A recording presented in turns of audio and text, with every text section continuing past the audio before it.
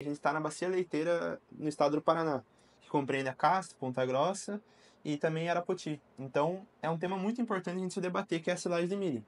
A silagem de milho ela é super importante para a alimentação animal como um todo, né? O milho em si, ele é muito importante para a alimentação animal. Estima-se que cerca de 60% da alimentação animal vem do milho. Ele é muito utilizado tanto para animais ruminantes quanto para não ruminantes.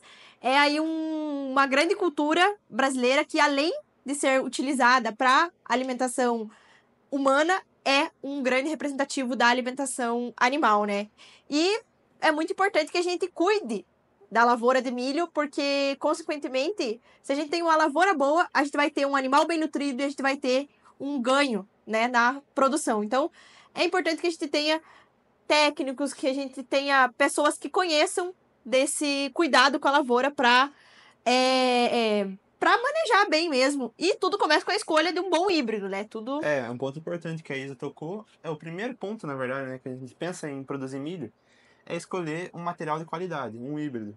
Que isso é algo muito antigo que acontece no interior, por exemplo, o pessoal acaba reutilizando muita semente, né? E a gente sabe, né, pela uma explicação genética, né, que a Isa pode estar É que, explicando sobre no isso. caso, a formação dos híbridos, né?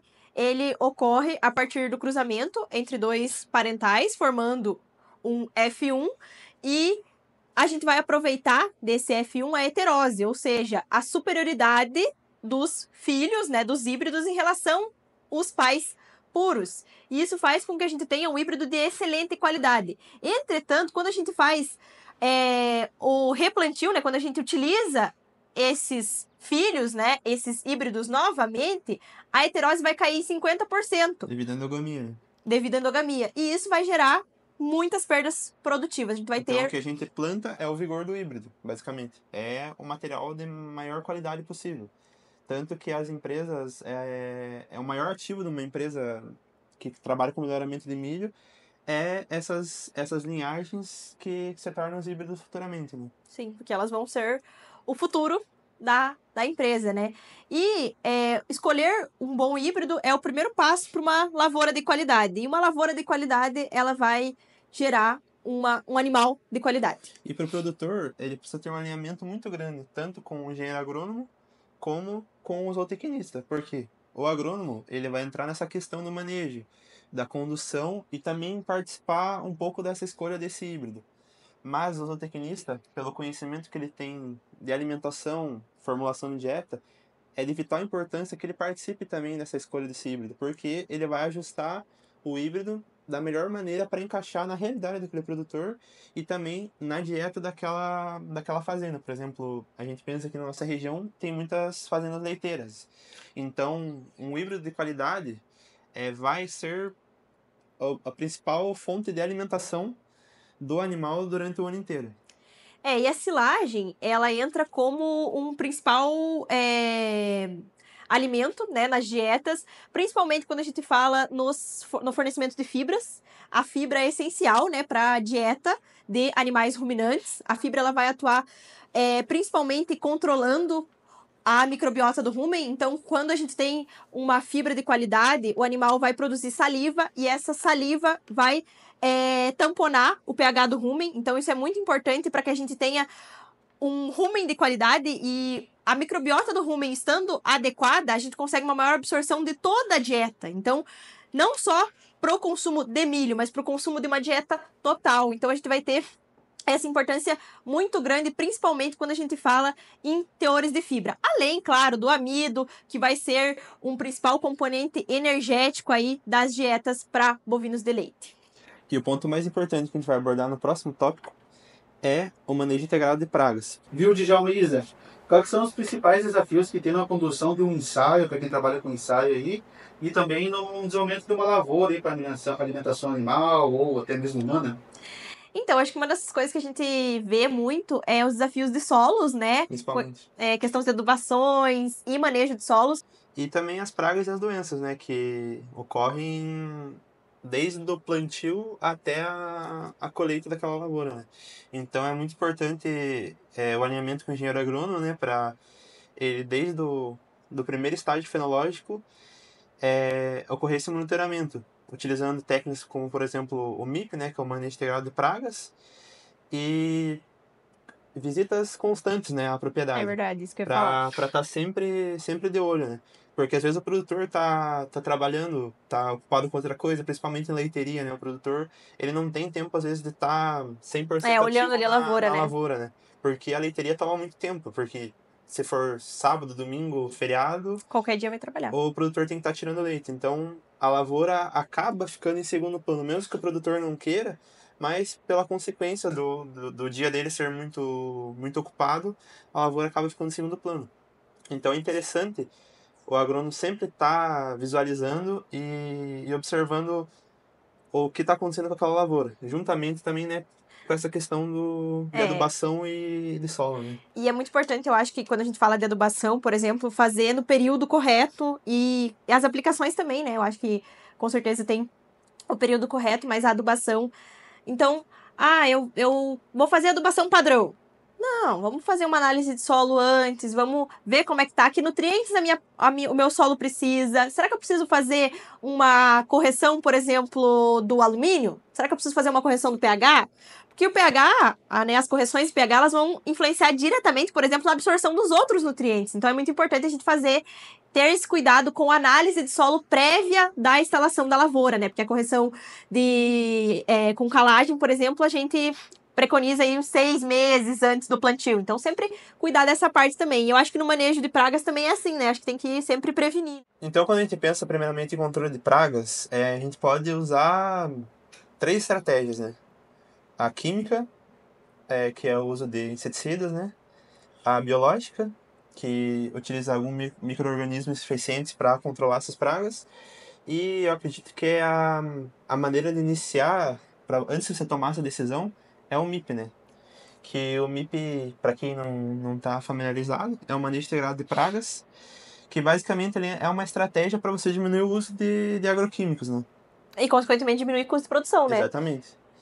E para a gente ter uma tomada de decisão do que realmente fazer, se preciso aplicar, preciso não aplicar, dá para esperar um pouco, a gente usa um gráfico, até vai estar aparecendo para vocês no vídeo, que é a densidade populacional, a definição desse gráfico. Que ele basicamente tem a posição de equilíbrio, onde vai ter uma determinada população desse inseto, mas ela não vai estar atrapalhando. O segundo estágio, que é o nível de controle, que passou disso ou chegou nisso, a gente já tem que estar aplicando. Uhum. E depois disso tem o nível de dano econômico, que passando disso, consequentemente a gente já vai ter dano na produção.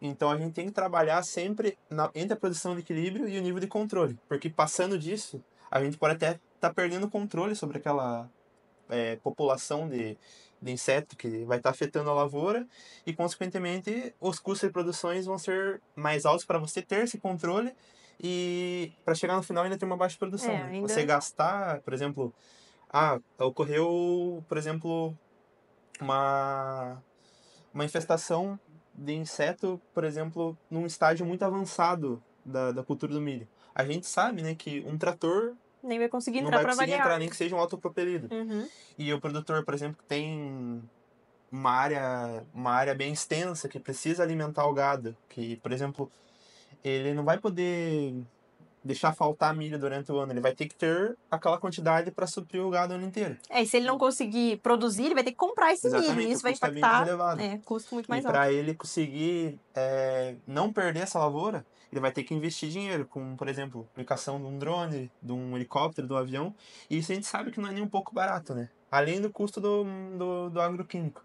Então é interessante o agrônomo sempre estar visitando a propriedade, observando, fazendo esse teste para não ocorrer esse tipo de problema e prejudicar o produtor no final das contas, né?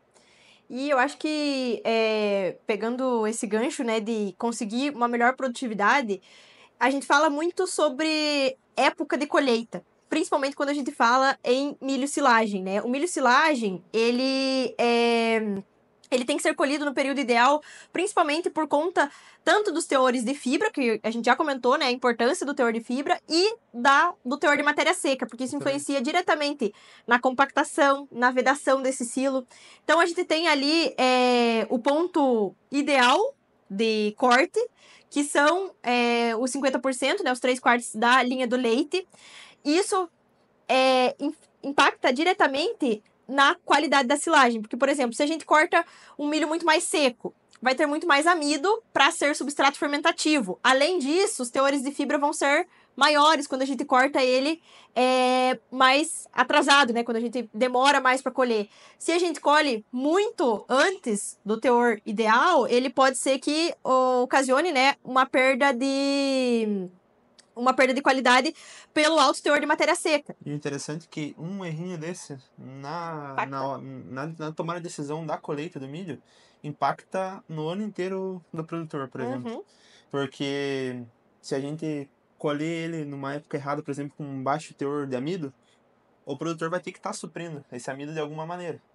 E o custo para suprir esse amido não é barato, né? Ou vai ter que colocar um inoculante na silagem, né?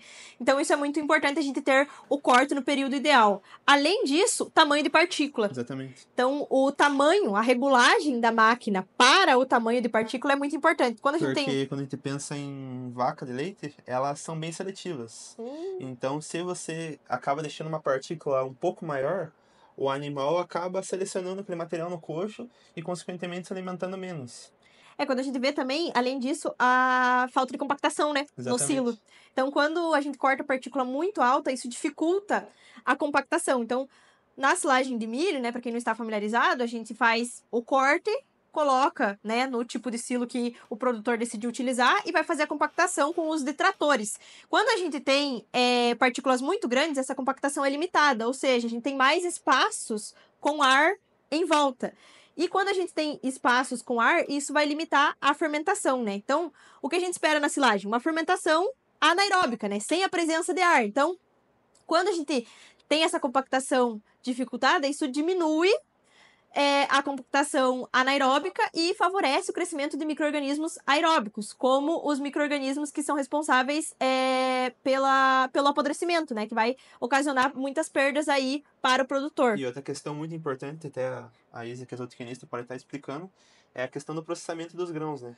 A gente observa que, às vezes, uma máquina mal desregulada, uma falta de atenção que muitas vezes o produtor acaba pegando serviço terceirizado. Uma falta de cuidado um pouco maior, igual o produtor teria. E o grão mal cortado, né? Vai ter uma baixa degradabilidade no rumen e, consequentemente, a gente percebe nas fezes até animal, né? No final, quando o animal consome, a gente percebe nas fezes a presença de grãos inteiros, por exemplo. Se o grão tá ali inteiro, significa que ele não conseguiu fazer essa degradação e, consequentemente, não conseguiu absorver a energia que tá ali composta naquele grão, né? Então, é muito importante que a gente esteja sempre atento a essa qualidade do corte do material, né? Do processamento desse material. Outra coisa importante que a gente fala quando a gente vê sobre milho silagem é a questão da vedação, né? Exatamente. Então a gente sabe que tem diversas lonas, né, no mercado. O pessoal acaba às vezes até reaproveitando a lona, a gente sabe quanto isso prejudica, porque não é barato para produzir milho. O milho na trincheira é mais caro ainda. Imagine o produtor lá, esperou o período inteiro da cultura. Colheu, gastou, passou inoculante, esperou. Na hora que ele vai chegar para alimentar o gado, ele abre o silo, tá podre, embolorado. Por um detalhezinho que é uma lona. A gente sabe, não é barato uma lona, mas faz parte do processo para ter uma qualidade nessa silagem, entendeu? Também a questão cobrir o silo para tirar o ar. O pessoal às vezes não se atenta muito, joga um montinho de terra, coloca um pneu, mas tem que ter uma estrutura, o silo tem que estar compactado, o silo tem que estar fechado, sem ar dentro. E tudo isso são detalhes que às vezes passa batido e lá no final, né? Vão fazer diferença, o valor chega. Tem gente que usa aquelas lonas pretas, né? Muito cuidado com essas lonas pretas, que às vezes elas podem ressecar com o sol, né? Então, às vezes, deixa lá, só cobre com um pouquinho de terra lá e nem cobre tudo. Aí vai ressecar, vai, né, ter problemas, consequentemente, na durabilidade dessa lona, né? Então, todos esses detalhes vão fazer com que a gente tenha um alimento de qualidade para o animal, né? Então, acho que desde lá do híbrido que a gente falou, da escolha, do material, de tudo, vai influenciar na produtividade do animal, né? Então, a gente precisa tomar esses cuidado com esses detalhezinhos, né? Como a gente até citou no início, tem um alinhamento entre o produtor, um agrônomo e o zootecnista. E pós isso com o veterinário. É claro que a gente não vai entrar nesse debate agora, mas nessa questão da silagem de milho, é sempre bom ter o alinhamento entre o zootecnista, né? Sim, Que vai com estar certeza. alinhando a questão da dieta, e o agrônomo a questão do manejo a campo. Né? E tudo começa num bom manejo, né? Pra gente ter uma boa produtividade. A gente falou bastante de inoculante, né?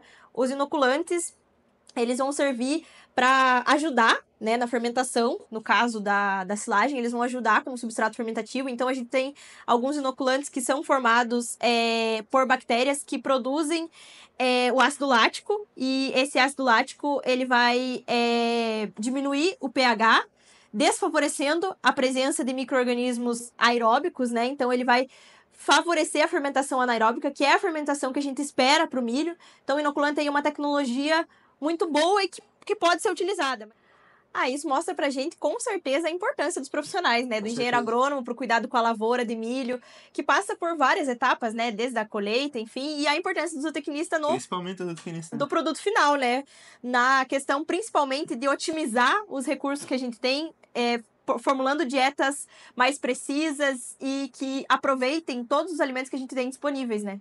Então, acho que com esse vídeo a gente percebeu a importância da silagem de milho e como ela envolve diversas etapas, né? Diversos processos. Desde o plantio, né? Que a gente conversou sobre lá, o solo, a escolha do híbrido, até o coxo, né? Até a alimentação animal. Então, é um período muito grande, com várias situações que ocorrem dentro desse período, que o produtor, se ele acabar falhando em uma coisa, prejudica tudo. Então, é muito importante estar atento desde o início até o produto final, né? Que é a alimentação do animal. Eu acho que a gente pode até futuramente, né, trazer mais conteúdo sobre isso e especificamente sobre cada um dos temas que a gente falou, porque é impossível, né, em pouco tempo, falar muito sobre tudo sobre silagem, né? Profissionais da área que vão estar auxiliando a gente, trazendo informações diferentes também, né? Para, no final, estar trazendo informação de qualidade para o público, né? Que é o que a gente busca. Então, se você gostou desse vídeo, deixa o like, siga nós nas nossas redes sociais e até a próxima. É isso, pessoal. Obrigada.